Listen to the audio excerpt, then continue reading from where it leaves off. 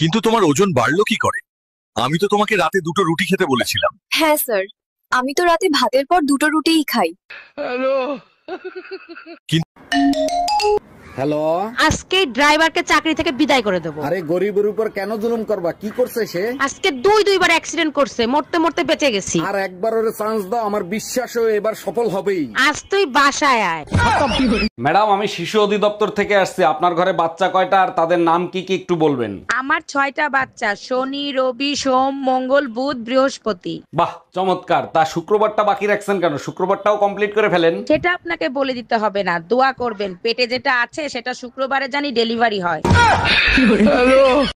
আচ্ছা, গরমের ভিতরে কি করলে শান্তি এবং আরাম পাওয়া যায়? লেবুর শরবত, বেলের শরবত আর আইসক্রিমে অনেক শান্তি পাওয়া যায়। হ্যাঁ, শরীর ঠান্ডা থাকে।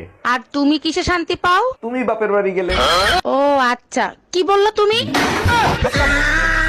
হ্যালো বেবি ডল, আজকে তো তোমাকে অনেক কিউট লাগতেছে। কিউট তো একটু লাগবেই, তোমার সাথে দেখা করতে আসছি না। আচ্ছা, তাই নাকি? আর আমাকে কিরকম লাগতেছে?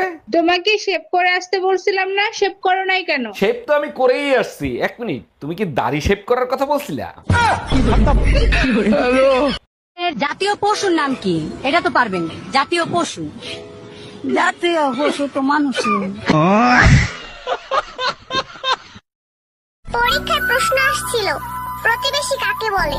আমি লেখা দিয়ে আসছি। পরের দুঃখে জলে বেশি, অন্যের দুঃখে খুব খুশি, শোনে কম রটায় বেশি, পেছনে বাস সামনে হাসি, তাদেরকেই বলে প্রতিবেশী। আপু, আপনাদের মোটা জায়গাটা একটু দেখাবেন?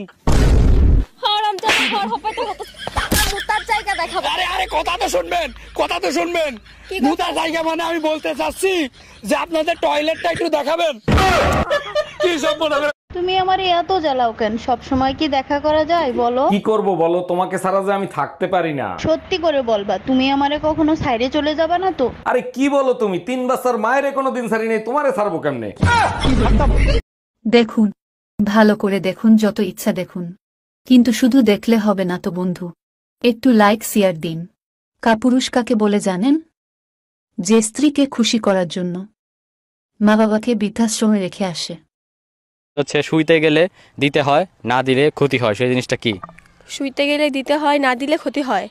মানে আপনি শুইতে গেলে সেটা দিতেই হবে, সেটা করতেই হবে, না করলে অনেক বড় ক্ষতি হয়ে যেতে পারে, সর্বনাশ হয়ে যেতে পারে, সব শেষ হয়ে পড়তে পারে। সেটা কি? আচ্ছা, আমার মতো কাদের রেস্টুরেন্টে গিয়ে সরম লাগে বলা দেখিনি? আমার তো এতটা সরম লাগে, আমি যে কি যে বলি।